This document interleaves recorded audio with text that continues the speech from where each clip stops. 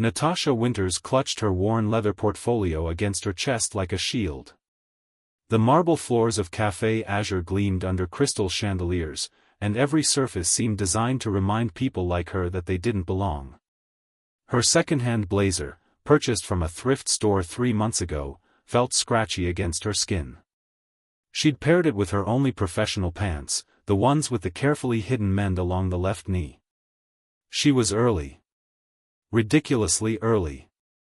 But when you've spent 18 months eating ramen and sleeping on an air mattress in a studio apartment, when you've coded and drafted and calculated until your eyes burned, you don't risk being late to the meeting that could change everything. The email had been cryptic, professional, and completely unexpected.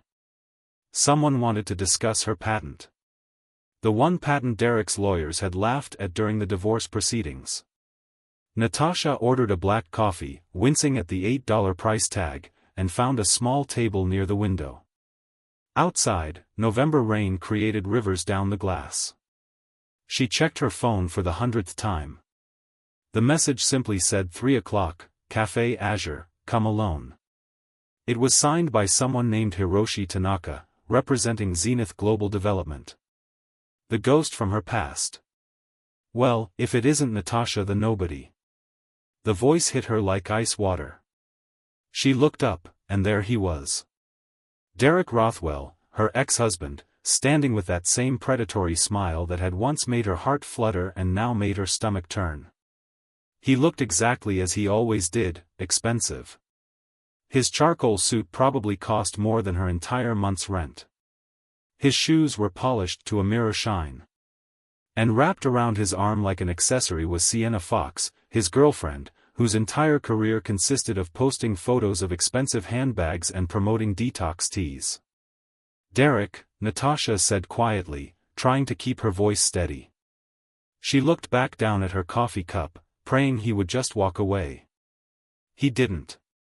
Derek pulled out the chair across from her without invitation, dropping into it with casual arrogance. Sienna remained standing, her nose wrinkled as if Natasha emitted an unpleasant odor. Several other patrons glanced over, and Natasha felt heat crawl up her neck. This cafe was Derek's territory, the place where he closed deals and impressed clients. She should have known. "What are you doing here?" Derek asked, leaning back in the chair. "Did you get lost? The soup kitchen is 6 blocks east." Sienna giggled, a high-pitched sound that echoed off the high ceilings. "Baby, stop. You're so bad." "I'm meeting someone," Natasha said, her voice barely above a whisper. She hated how small she sounded, how he could still reduce her to this trembling thing. "Meeting someone?" Derek's eyebrows shot up. "Here. Let me guess, a job interview? Are they hiring baristas? Though honestly, Nat, I'm not sure you have the personality for customer service, the wound still fresh." The nickname Nat made Natasha's chest tighten.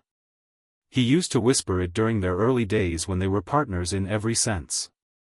They'd met at a university career fair. She was a graduate student in architecture, he was getting his MBA.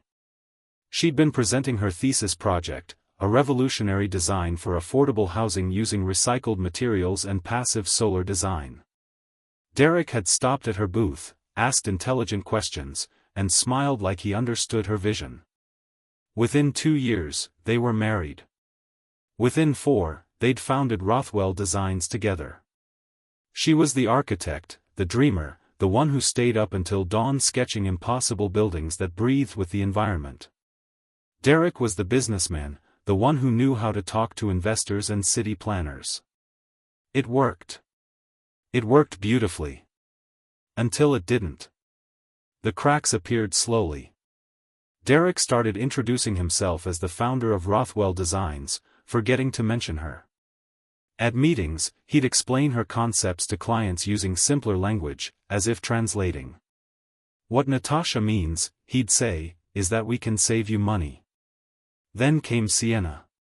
Young, adoring, uncomplicated. When Natasha confronted him about the affair, Derek didn't even try to hide it. "You're brilliant, Nat," he'd said, as if that explained everything. But you're exhausting. Sienna makes me feel alive. The divorce that destroyed her. The divorce was surgical. Derek's legal team portrayed Natasha as a contributor, not a creator. They argued that her designs were inspired by Derek's business vision. They showed emails where Derek had provided feedback, claiming he'd been the real architect while she was merely technical support. They convinced the judge that Rothwell Designs was Derek's company, built on his reputation and connections. Natasha's lawyers were overworked and underpaid. She couldn't afford the legal war Derek waged. In the end, she walked away with a small settlement and one thing Derek's team had dismissed entirely. A patent for what they called her impractical eco-fantasy.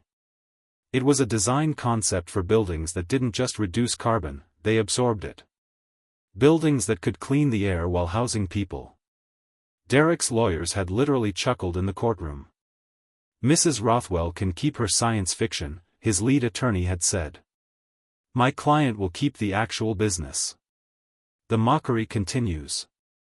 I heard you're living in that sad little place in Riverside, Derek continued, clearly enjoying himself. What is it, a studio? Do you still have that futon from college? That's so you, Nat, clinging to the past. Natasha's hands shook. She set down her coffee cup before she dropped it. Derek, please just go. Go? I'm a regular here. You're the interloper. He gestured around the café. Look around. Everyone here is a winner. They build things. They matter. You're just taking up space. She looks like she shops at a garage sale, Sienna added, examining her own perfectly manicured nails. Derek, remember when you told me she used to dress like a homeless person even when you were married? I didn't believe you, but wow. Natasha felt tears prick her eyes. She would not cry. Not here. Not in front of him. But the cruelty was overwhelming. This man had taken everything from her. Her company, her designs, her dignity. And he wasn't satisfied. He needed to grind her further into the dirt. The moment before the storm. You know what's funny? Derek leaned forward, his voice dropping to a mock conspiratorial whisper. I kept one of your old sketches. That ridiculous carbon-eating building thing. It's in my office bathroom. Makes great reading material, if you know what I mean. Sienna burst into laughter. Even the waitress, hovering nearby, looked uncomfortable. Natasha stared at her ex-husband, this man she'd once loved, this man she'd trusted with her dreams. She saw no recognition in his eyes, no memory of who they'd been together. Just contempt. I actually felt bad after the divorce, Derek continued. For about a week. Then I realized I'd done you a favor. You were always going to be mediocre, Natasha. You had one good idea, and I turned it into millions. Alone, you're nothing. And here you are, proving me right. He stood up, smoothing his suit jacket. Come on, Sienna. We have a meeting with the mayor's office. Some of us have actual careers. He paused, looking down at Natasha one final time. Good luck with whatever you're doing here. I genuinely hope you figure something out. Maybe marriage counseling as a career? You've got experience in failed relationships. They walked away, Sienna's laughter echoing behind them. Natasha sat frozen, her vision blurring. Every word Derek spoke had found its mark, hitting old scars and opening new wounds. For a terrible moment, she believed him. She was nothing. She was mediocre. She was a failure sitting in an expensive café she couldn't afford, waiting for a meeting that was probably a cruel joke. Her phone buzzed. A text message, Miss Winters, I'm walking in now. I'm wearing a gray suit and blue tie. I'm very much looking forward to finally meeting you. Natasha looked up, wiping her eyes quickly. Through the glass door, she saw a man entering. Distinguished, probably in his 50s, with silver hair and kind eyes. He was scanning the café, clearly looking for someone. Behind him, partially visible through the rain-streaked window, she could see something that made her heart stop. A limousine. Not just any limousine. A vehicle that screamed serious money. The man's eyes found hers. He smiled, a warm genuine smile, and began walking toward her table. And in that moment, Natasha Winters realized that Derek Rothwell was still in the café. He'd stopped at the counter to order something. He was about to witness whatever happened next. Hiroshi Tanaka moved through Café Azure with quiet confidence. He was the kind of man who didn't need to announce his importance, it radiated from him. As he approached Natasha's table, she noticed other patrons subtly watching. This was someone who mattered in a way that transcended expensive suits and flashy cars.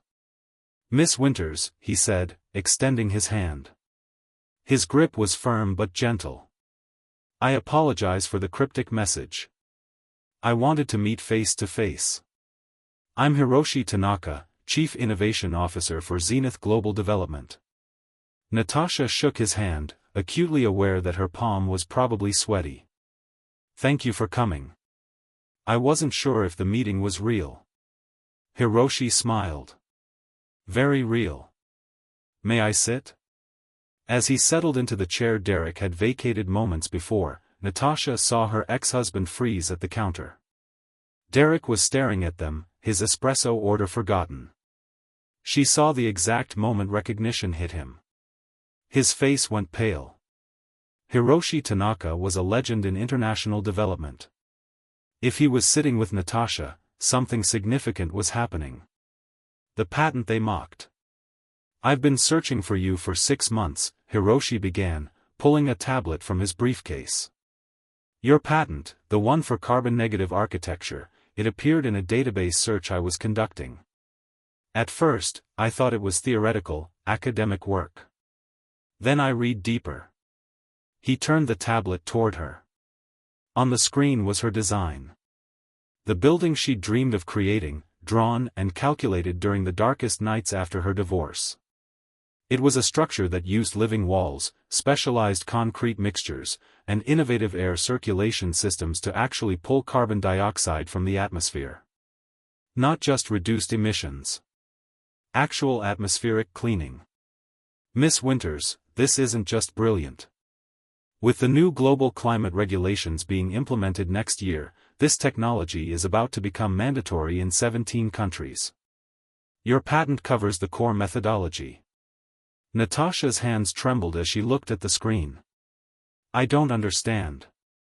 When I filed this, everyone said it was impossible. Too expensive. Too complicated." "It was impossible 3 years ago," Hiroshi agreed. "But material science has caught up to your vision. We've been testing prototypes in Singapore using your specifications. They work, Miss Winters. They work beautifully. The story of survival." Natasha's mind reeled back to the nights after the divorce. She'd been living in that studio apartment, surrounded by boxes she was too depressed to unpack. Her laptop sat on a folding table she'd found on the street. She had no job, no references that Derek hadn't poisoned, and no hope. The patent had been filed almost as an act of defiance. If Derek could take everything else, at least she'd have proof that her ideas mattered. She'd used the last $800 from her settlement to pay the patent fees. Her lawyer at the time had called her foolish. "Natasha, you need that money for food. This design will never be built." But she couldn't let it go. The design was her answer to the climate crisis that kept her awake at night. Buildings were responsible for nearly 40% of carbon emissions. What if buildings could reverse that? What if architecture could heal instead of harm? She'd spent 6 months refining the calculations, working 12-hour days at a coffee shop while nursing a single small coffee. She'd taught herself new modeling software by watching free tutorials. She'd reached out to material scientists through online forums, never using her real name, terrified Derek would discover what she was doing and somehow take this too. The business they destroyed. The divorce, Natasha said quietly. It was bad. Derek took everything. Rothwell Designs, that was built on my work. But his lawyers convinced everyone that I was just an assistant. Hiroshi nodded. I know. I did my research. I also know that Rothwell Designs is currently in serious trouble. Natasha's head snapped up. What? The new environmental regulations I mentioned, they're being implemented in stages. Phase 1 begins in 3 months. Any commercial building over 50,000 square feet must meet carbon-neutral standards. Phase 2, in 18 months, requires carbon-negative construction. Hiroshi's expression was sympathetic but factual. Derek Rothwell's company specializes in traditional luxury developments. High-carbon materials, energy-intensive designs. He's facing millions in retrofitting costs, and his investors are panicking. The irony was staggering. The designs Derek had dismissed as impractical were now the only path forward. Natasha thought of all his mansions and office towers, beautiful on the outside but environmental disasters. She thought of how he'd redirected her company away from sustainable design toward maximum profit. It's just more expensive, he'd always said. Clients want luxury, not lectures. The offer that changed everything. Miss Winters, Zenith wants to acquire your patent, Hiroshi said. But more than that, we want you. We want to create a new division, Zenith Environmental Design, with you as the chief architect and co-owner. We're offering you a $70 million signing package, plus 20% equity in the division, plus full creative control. The number didn't register at first. It was too large, too impossible. Natasha had been living on freelance graphic design work, making maybe $2,000 a month when she was lucky. $70 million. 20% equity. She couldn't breathe. I know this is overwhelming, Hiroshi continued gently. Take time to process. But I need you to understand something. This isn't charity. This is business. Your design is worth billions. We've run the projections. Every major city will need to retrofit or rebuild using carbon-negative technology. You own the patent. You're not just valuable to us, you're essential. Across the café, Derek was no longer pretending not to watch. He'd moved closer, clearly trying to overhear. His face had gone from pale to flushed. Natasha saw Sienna tugging on his arm, confused by his reaction. The contract signed in defiance. I need to know something, Natasha said, finding her voice. Why did you want to meet here? You could have sent lawyers. Had me sign documents remotely. Hiroshi's smile was knowing. Because I wanted to see who you are.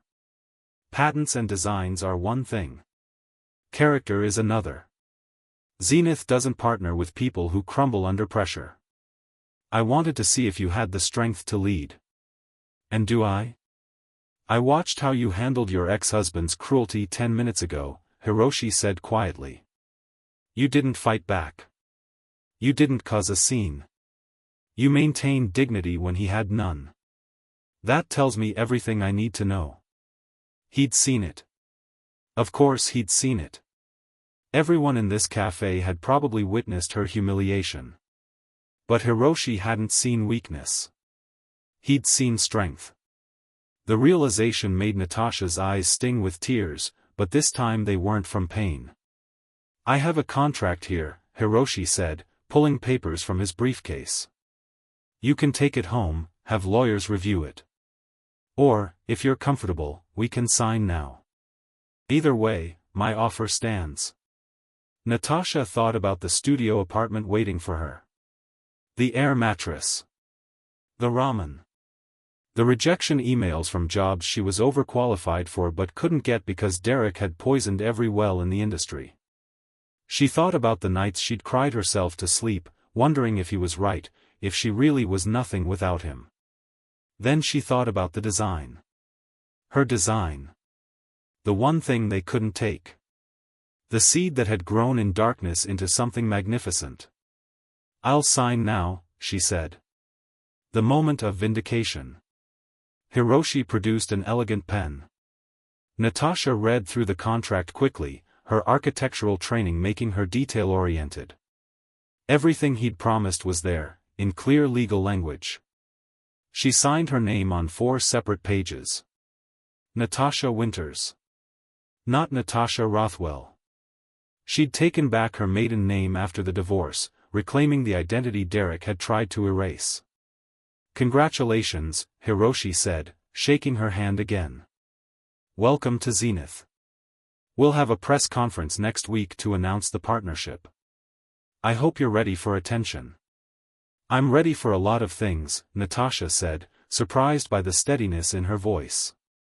As Hiroshi packed away the contracts, Derek appeared at their table. He tried to look casual, but Natasha could see the desperation in his eyes. He'd heard enough. He knew who Hiroshi Tanaka was. "Hiroshi," Derek said, using the first name with fake familiarity. "Derek Rothwell.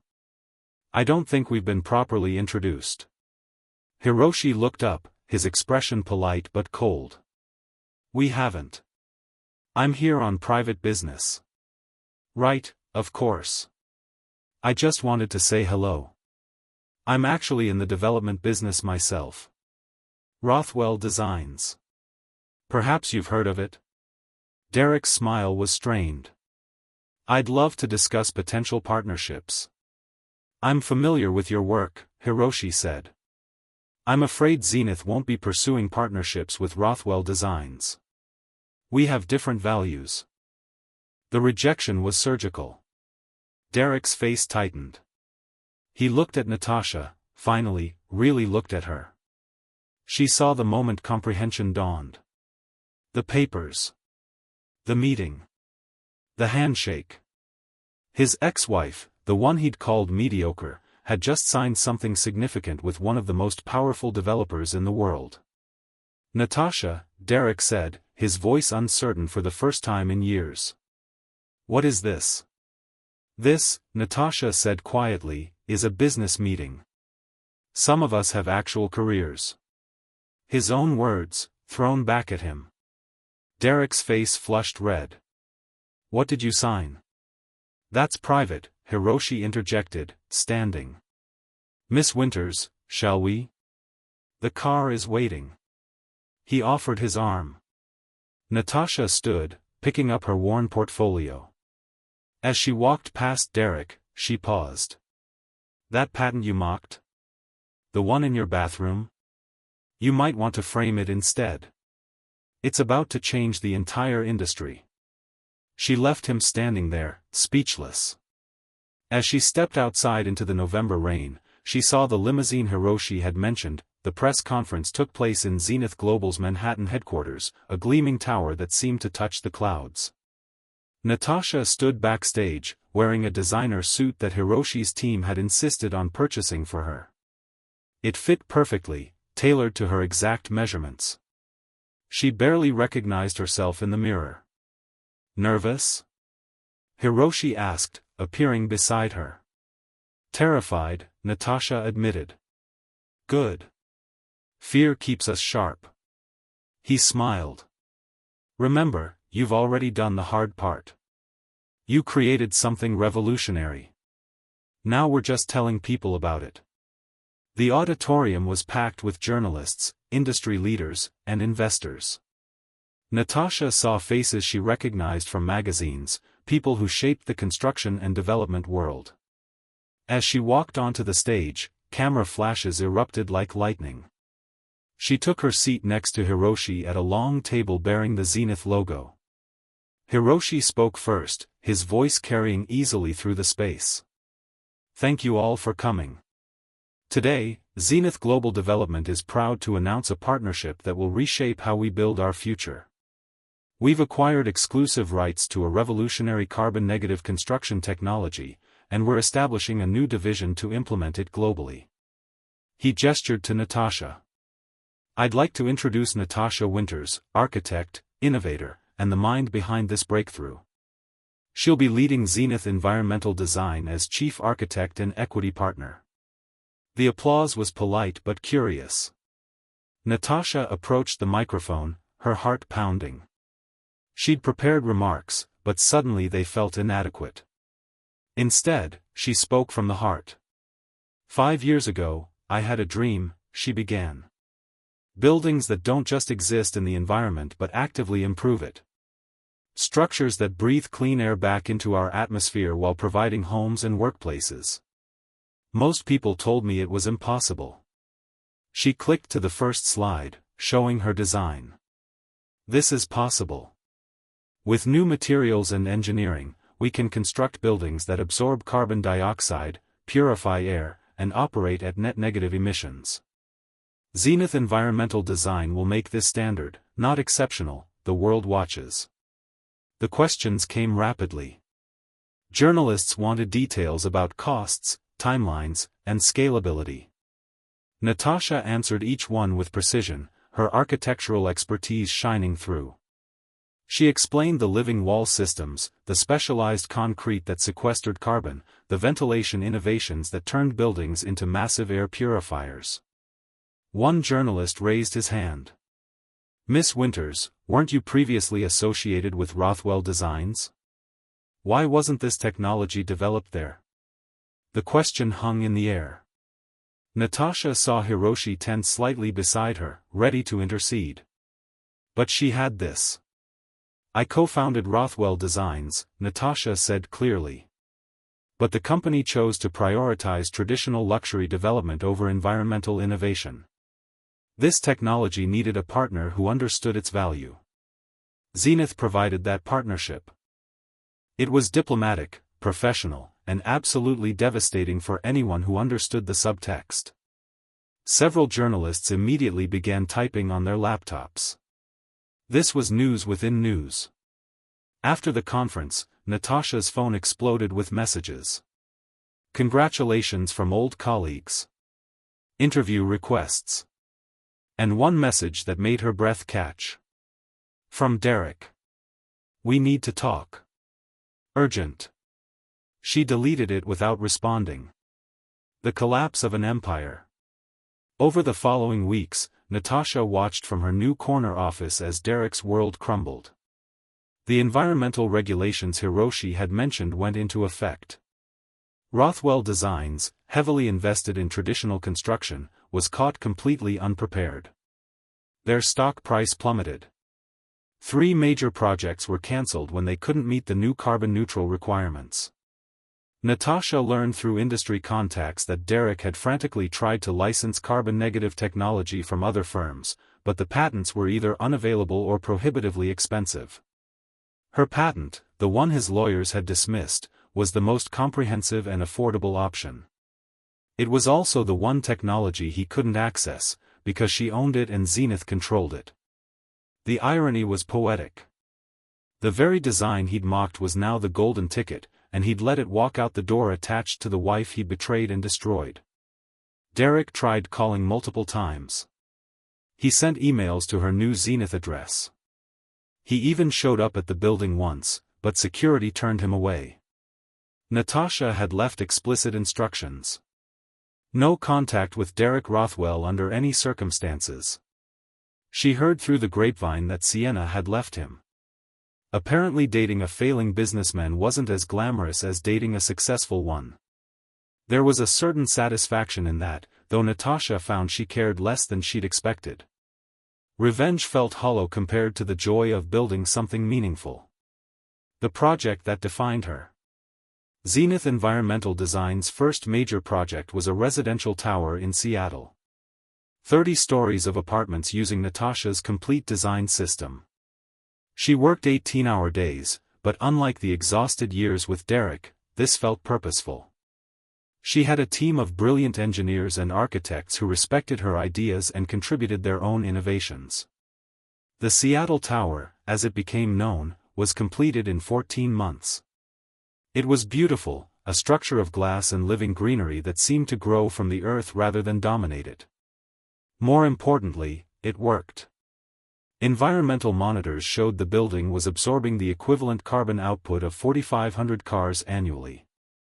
The residents reported lower energy bills and better air quality than they'd ever experienced. Awards followed. Architectural magazines featured Natasha on their covers. She gave keynote speeches at conferences where she'd once been rejected.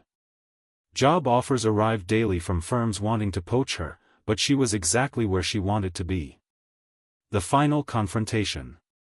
The encounter happened at an industry gala, 10 months after that day at Café Azure. Natasha was being honored with the Global Innovation Award, a recognition given to architects who fundamentally changed the profession.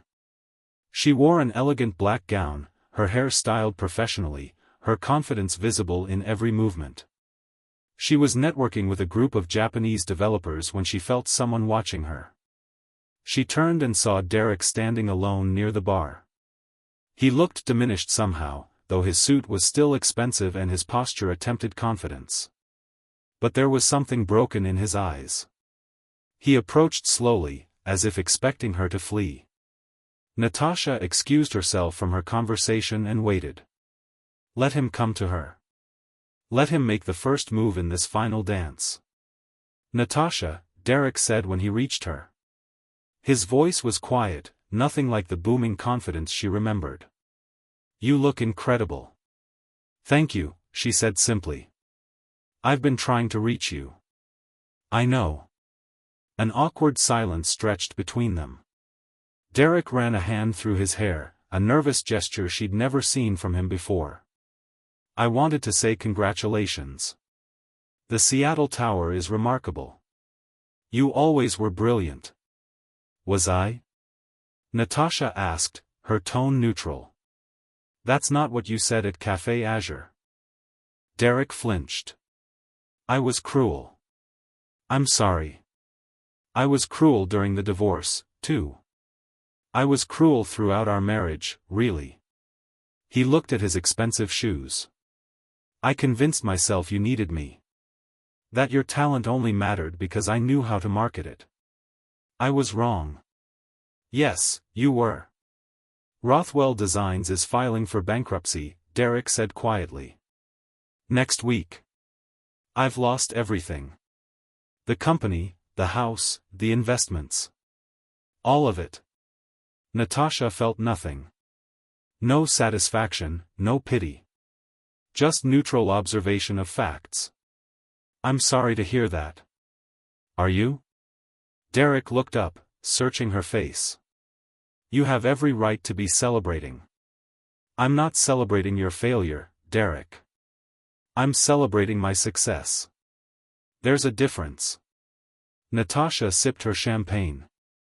You took everything from me because you could. Because you believed I was nothing without you. But here's what you never understood. I was never nothing. I was just married to someone who needed me to be small so he could feel big. I know that now, Derek whispered.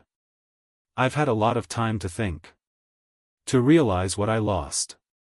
You didn't lose me, Natasha corrected gently. You threw me away. And then you were shocked when someone else saw my value and picked me up. The goodbye. Derek nodded slowly. I heard Zenith is opening offices in 12 countries. That you're designing government buildings and university campuses. Your technology is becoming the global standard. It is. That patent, the one we laughed at, it's worth billions now. It is. I'm such a fool. Natasha looked at her ex-husband, this man who'd once meant everything to her.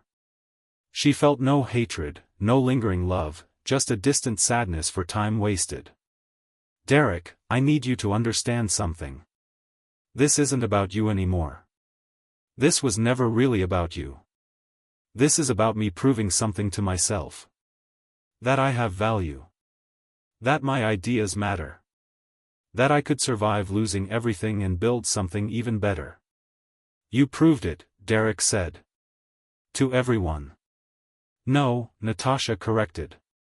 I proved it to myself. That's the only opinion that ever mattered. Hiroshi appeared at Natasha's elbow. Sorry to interrupt. Natasha, they're ready for your award presentation. She nodded, then looked back at Derek one final time. I hope you land on your feet. I genuinely do. But this is goodbye, Derek. Please don't contact me again.